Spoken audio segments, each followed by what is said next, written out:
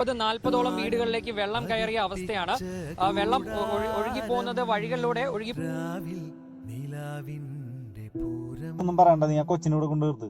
നീ നിക്കണെങ്കിൽ നിക്കോടാ, വെള്ളം നോക്കാൻ നീ മാത്രം പോരെ. ചെയ്യാൻ പറഞ്ഞ കേൾക്കുന്നു. എനിക്ക് വെള്ളത്തിൽ പോണ ആൾക്കാരുടെ മക്കളൊന്നും നോക്കേണ്ട കാര്യമില്ല.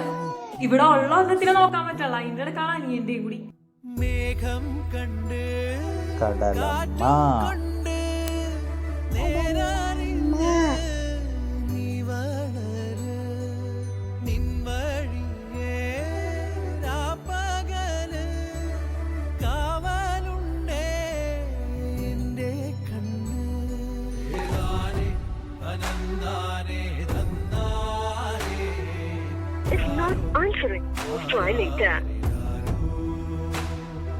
ഉണ്ണിപ്പൂവിൻ ചെറുതൊട്ടിൽ കെട്ടാനായി മഞ്ഞിൽ നെയ്യും തളിരാടതാ കുഞ്ഞിൻ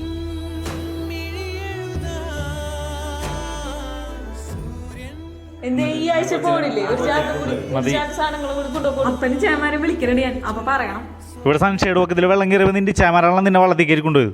നിന്റെ അപ്പനാണല്ലോ അവർക്ക് നിന്നെ പൊക്കി കയറ്റിയത്. അന്നേരത്തെ ഈ പറഞ്ഞ പെന്നിയൊക്കെ ഉണ്ടായുള്ളൂ. നീ ഈ പറഞ്ഞ കടലിൻ്റെ മക്കള് അവരെ ഉണ്ടാവുള്ളൂ ഇനി.